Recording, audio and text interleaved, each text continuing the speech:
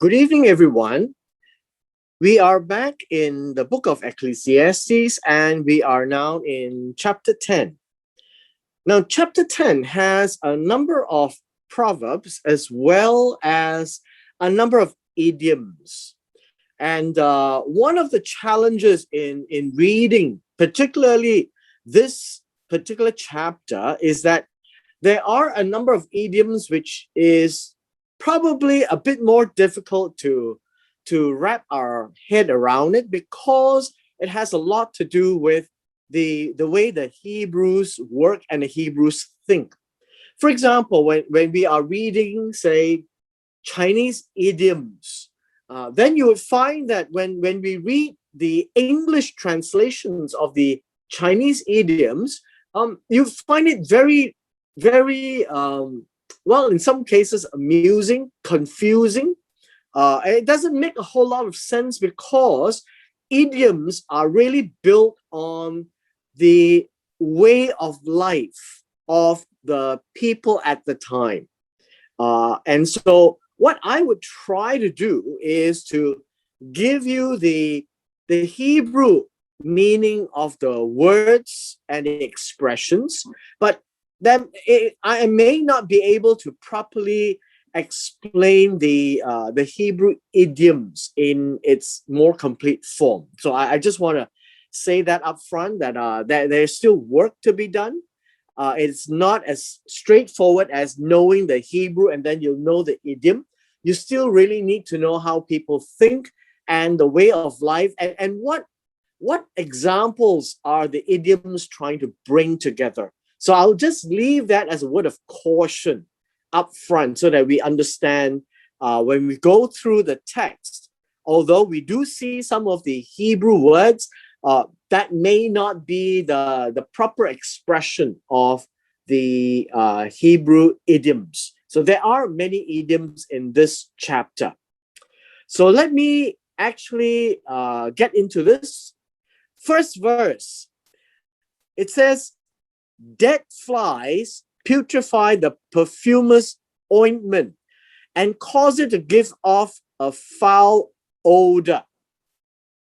Now, as you know, if you are looking at this, you have one piece here and one piece here.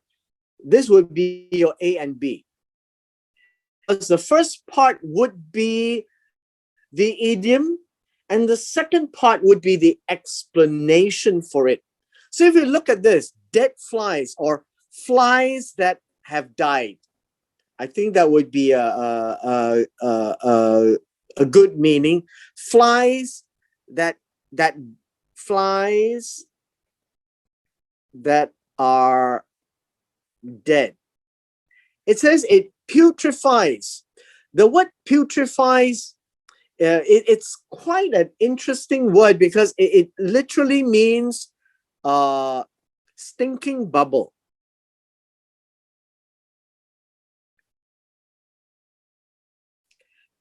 In the perfumer's ointment, now you must realize that perfumer's ointment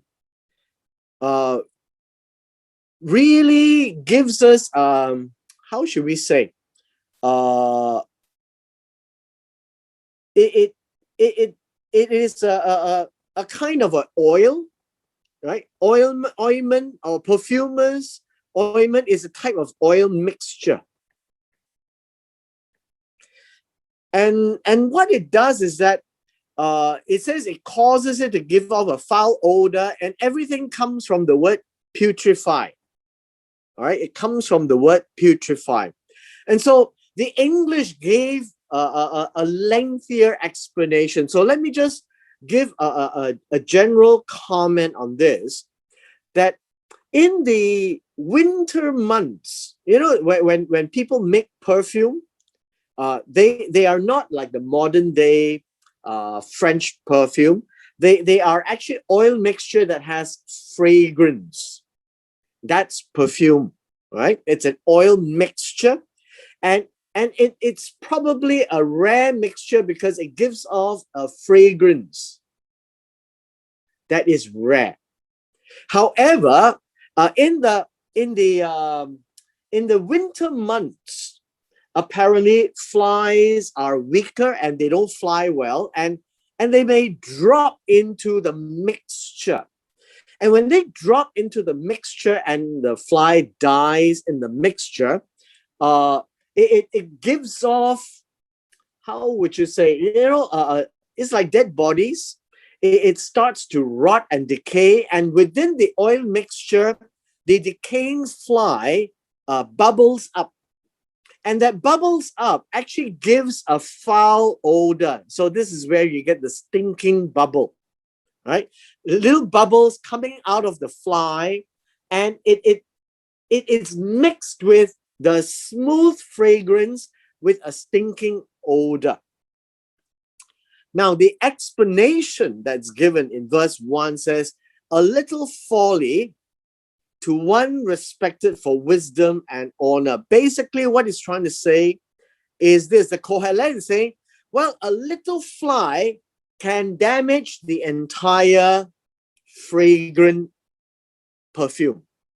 A little folly, a little stupidity, basically, and the word folly here in foolishness, silliness, right? Silliness takes away the weight, and the word respect is weight. Like the word kavod, like honor your father and mother. That's the same word, right? That's the same word. The respect, the weight that's given for wisdom and honor, which says that wisdom and honor is equivalent to the perfume.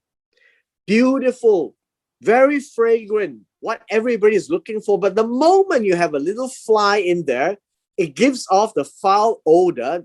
That's that little folly equivalent. So it's saying that it doesn't matter how wise and how honorable, a little stupidity of that person is going to spoil it all. Right? That's the wisdom of the Koheleth. So a wise man's heart is his right hand, but a fool's heart is his left. Now, I know immediately we are seeing how we're thinking modern, right? If you think modern, we will never catch this phrase here. Obviously, people would think, well, heart is always on the right hand side. And then what happens to a fool's heart on his left hand? Is that what it means? And that's not quite what it means. So the right hand and the left hand means it is not the right. So the right side means the right path. So a wise man's choice of life is in righteousness, in the right side. The fool's choices of his life is away from the right. And that would be a better way of expressing verse 2. So even when a fool walks along the way, he lacks wisdom and he shows everyone that he is a fool. The idea here is, as he is in his journey, right? In his journey, and we're talking about a fool, and when he goes in his journey, the lack of wisdom is obvious because the word shows in verse 3 is to say. You'll be wondering, why is the word say translated as show? Well, the translator is looking at the word say, and he's taking the picture and gives you his interpretation of the word say. So I'll let you know that the Hebrew word for the word show is actually the word say. So he goes around telling everyone, and when he opens his mouth, he shows that he is a fool. That's what he means, right? The translator has already given you the interpretation. Verse 4, if the spirit of the ruler rises against you, do not leave your post, for reconciliation pacifies great offenses. Now, what does this mean is that The spirit of the ruler rises against you, and you need to understand that the assumption of you would be in the right way, that you are the wise man here. So do not leave your post means do not change your path. Why? Because you are on the right path. So do not worry about the ruler who stands against you, because when you are on the right, you are not afraid of powers to be. For reconciliation or conciliation. Now, the idea here of conciliation means to how should we say? The idea of to cause to rest. Cause to rest. This is not about reconciliation when two parties are estranged, but this is the settlement, right? The settlement. And the word pacifies here really means to settle an offense. And so it's about the word settle, right? So to cause to rest is the ability to settle great offenses. The word offense here means, well, I guess you could use the word misses, which is translated as sins, right? Which is khatat. And so the way, and this obviously is the ruler against you.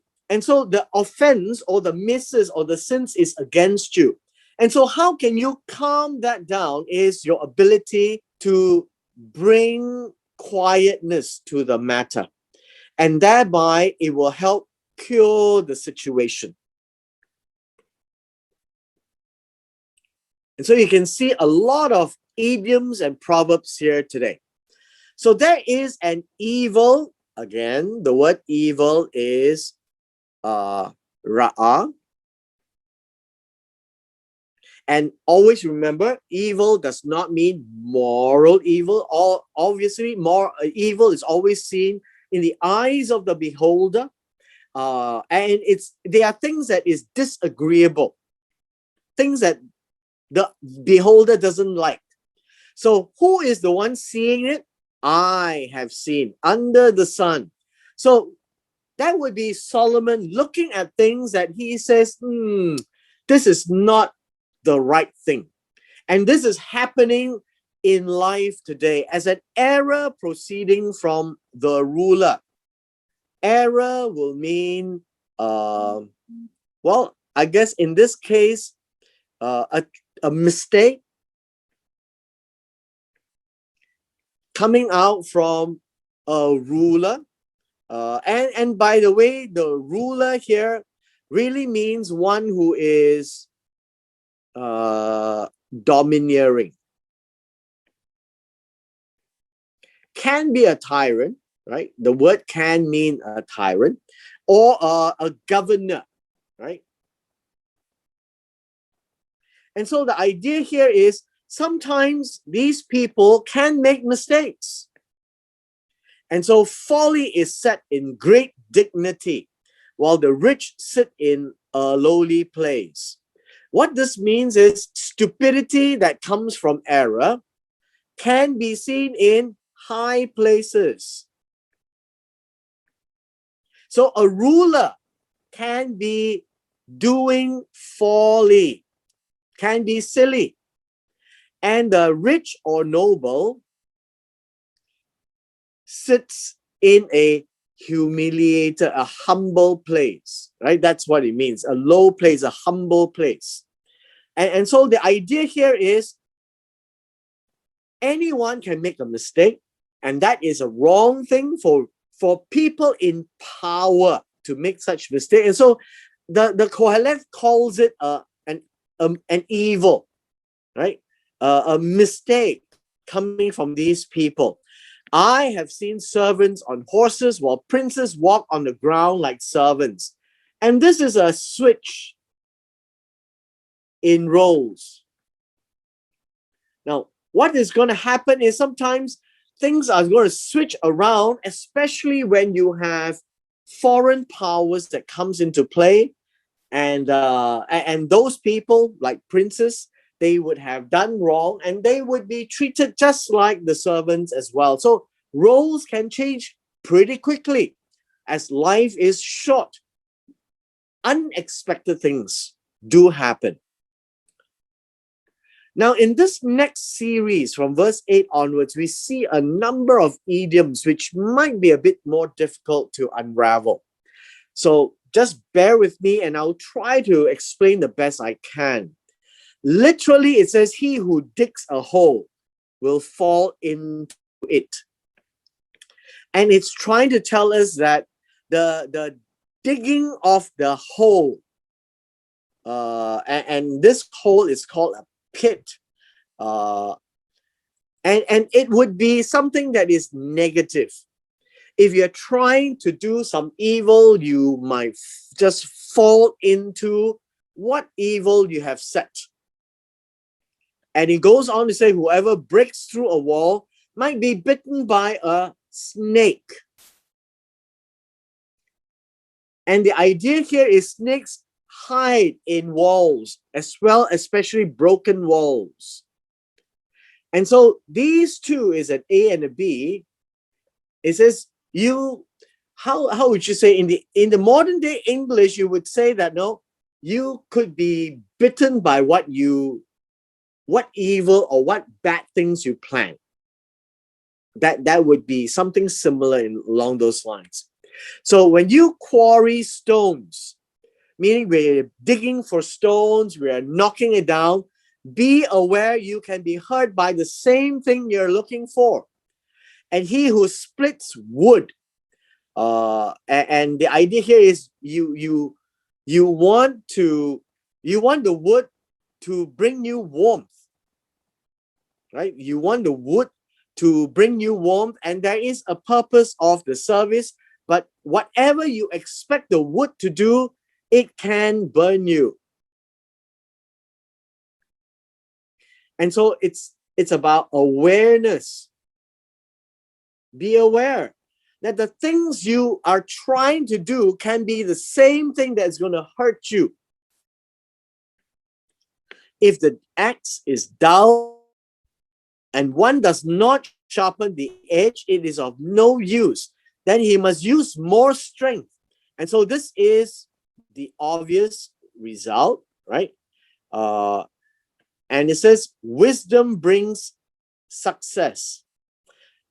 The idea here in verse 10, success really means to be straight, to be acceptable, right? To prosper. And that's why we get the word success. So the idea here is, all this is not ideal. But what is going to help you move forward smoothly is wisdom. And from here on, you say that wisdom is worth far more than brute force. That is where the next number of passages are trying to lead us to look at wisdom, right? To look at wisdom.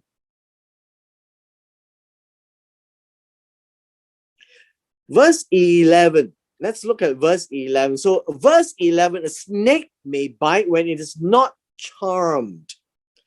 And this word charmed is the word here is whisper. But you know, this gives us an idea of and enchantment.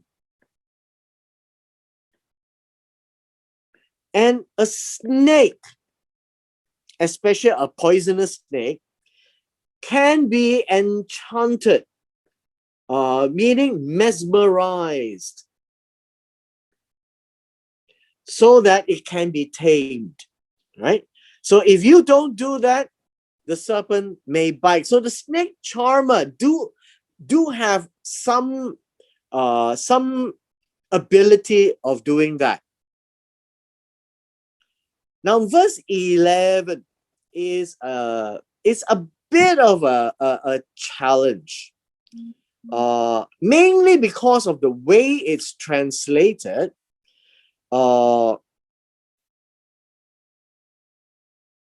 Because the verse that we have here in verse 11 appears slightly differently in the Hebrew, right? So let's take a look at verse 11. So let's look at verse 11. The word babbler means the one who speaks a lot. Speaks a lot. One who uses his tongue and yet a lot. And then it says here, it has, well, I won't say it has got no difference. Right? This is a problematic translation. So let me just give you quickly. It says the one who speaks a lot has no, well, I say the word here would be advantage. Right? Advantage to the master.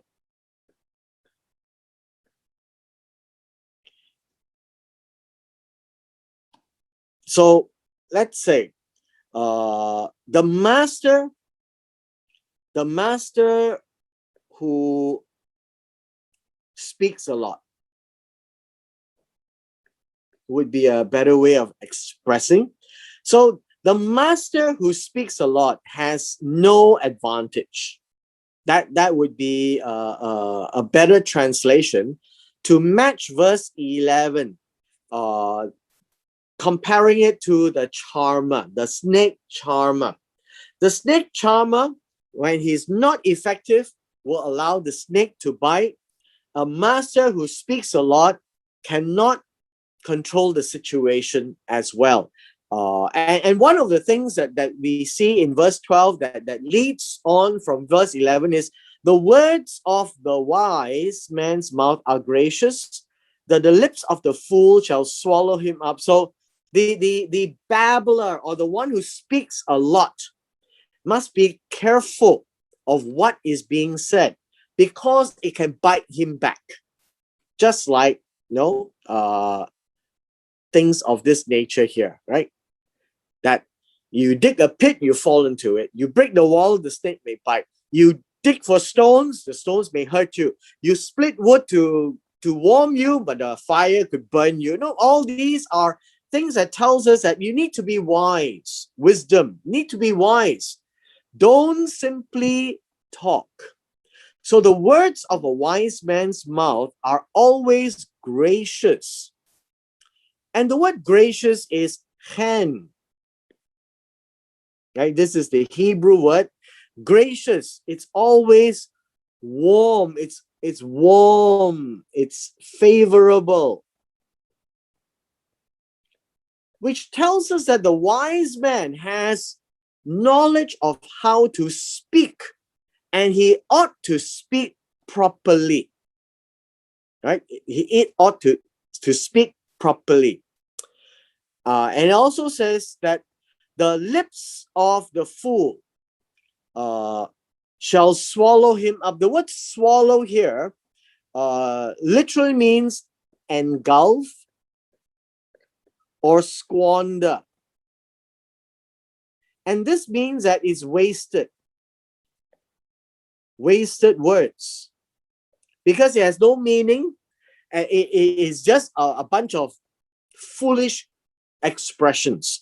So people will value the wise man. And that, I think, would be an easier way to express. The words from the wise man's mouth is the focus here.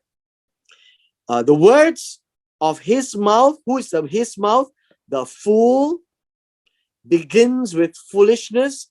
The end of the talk, so the mouth and talk are the parallel, is raving madness. So we have an A and a B. Of a fool, it is useless, is of no value. And notice it's a continuation of the fool multiplies his words. No man knows what is to be. Who can tell him what will come after him? The labor of fools wearies them, for they do not know how to go to the city. And basically it tells us this, that the fool does not know his outcome. He doesn't know how to do what is right at the right time. And so this would be a bunch of idioms because you cannot look at it from a literal sense, right? So now let's look at verse 16.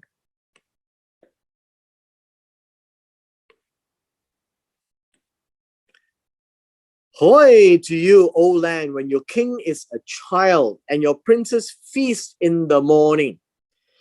This is telling us about foolishness. A child king doesn't know what to do, and his governors and captains all enjoy when it is in the morning.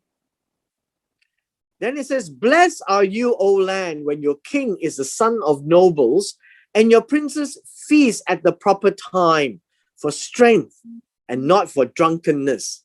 Now you can see that these are opposites. So we have an A and an A prime. So when your child is a king, doesn't know what to do, they are feasting in the morning and they will be drunk, right? And that's the word here. And this one says, blessed are you, O land, when your king is the son of nobles, know his place. And then they feast at a proper time, and that is strength. So that's the comparison of the two.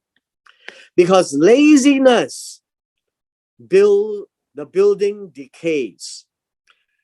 The word building here is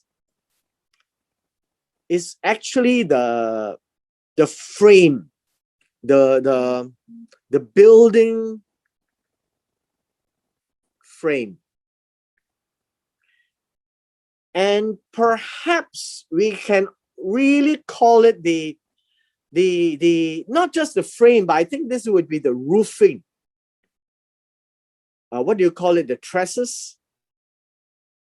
I think that's what you call it, the trusses. The roof beams, basically.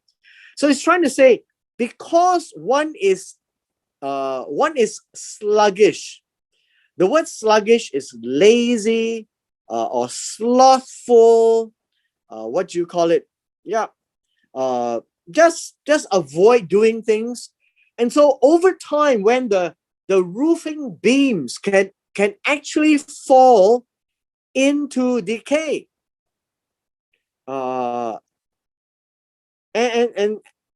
the word decay here is ruins. And then it says, through idleness of hands. Idleness of hands literally means inactivity. Doing nothing. Twiddling thumbs. And then the house leaks.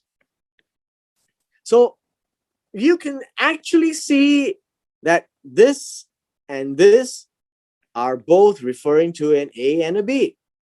It talks about the building, the roof, and it crashes down in ruins. You do nothing, the house will leak. So this is about laziness or idleness, doing nothing, right? And so these are proverbs. These are proverbs. The next one is something which I think we ought to spend a bit of time trying to explain is this. It says, a feast is made for laughter. Now, the word feast is bread. So it says bread mixed for laughter. Okay? Bread mixed for laughter. And the word laughter here is really laughing, right? Shaka kind of laughter. It's merriment. And so joy is expressed by laughing. So in the Hebrew way, they call it a feast, or at least the translators call it a feast, because the Hebrew people are very much like Asians and Orientals, right? When there is a merriment and laughter, there is always food, and there is always wine. So this is in fact in a pair, and it says wine. It says rejoice, make glad.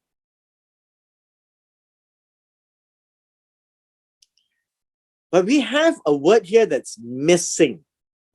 It says make glad.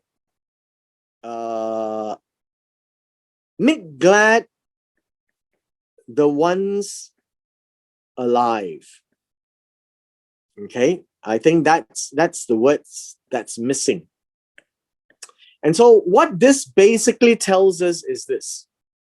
This is joy and merriment for the living,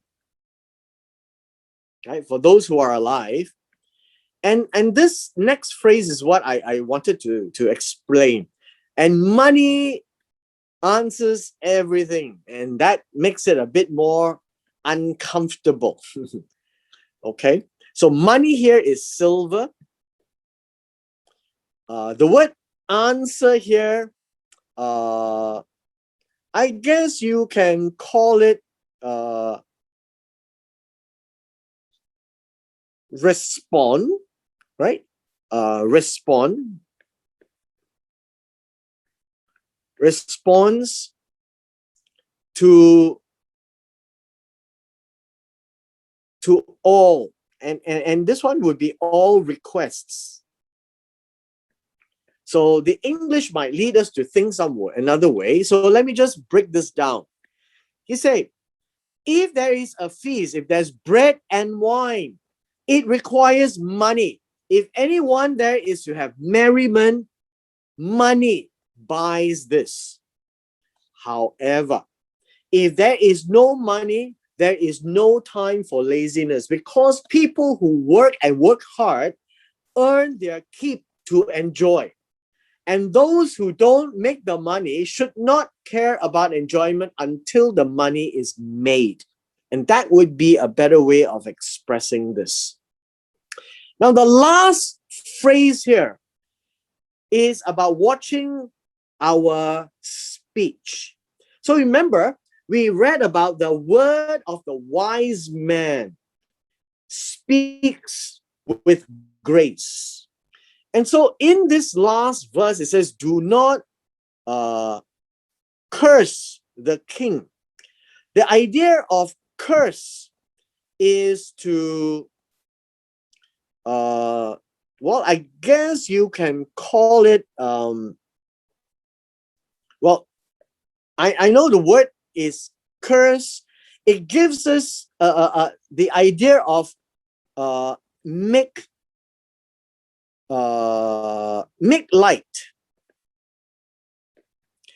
light or dishonor.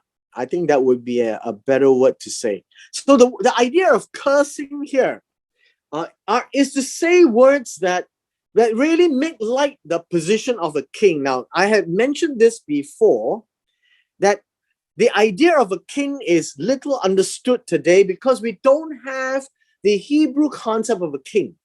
In the Hebrew concept of a king is anointed by God to represent God over his people. And so God says, do not dishonor or make light of a king. Just like David, remember, in the time of David and Saul was chasing after David, there were two particular incidences where David could have killed Saul, but David never did. And basically Saul's remark to David was that he was more honorable than Saul. And David's reason is because Saul is God's anointed.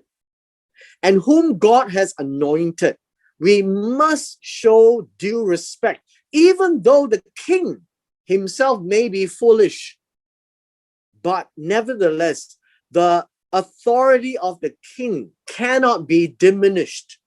And so the idea of curse here is to disregard the king's role and the king's authority. He says, do not do that, not even in your thought. Well, the word thought here actually can also mean in your mind. You're not speaking it out, right? You're not speaking it out. It's there in the mind. You're speaking to yourself. And nobody seems to hear it. Now the next one is do not curse the rich. And by rich here means the wealthy, the nobles. And I think we can assume that the nobles are the ones who are powerful, not even in your bedroom. The word here is couch. If you understand that in the Hebrew times, the couch is actually the bed, right? You sit on it, you sleep on it, and you meet people with it. So it's a multi-purpose sort of couch. And so it's not a bedroom in that sense, right? It's not really in a bedroom, but this couch is in the room. In the room or in the chamber. So if you are in a tent, there is a place where the couch is, where people come and see you. It could be the innermost. So the modern day word is called a bedroom. The ancient day would be what we call a chamber or a parlor, right? A parlor. And so in your private area, right? Maybe that would be a better way of explaining your private area. Why? Is because the bird of the air may carry your voice and a bird in flight may tell the matter. And so the idea here is to say that there will always be someone to hear what you say. And so what would the emphasis be? The emphasis is this: be careful of your speech, right? If you are wise, say little. And with this, we have come to the end of chapter 20.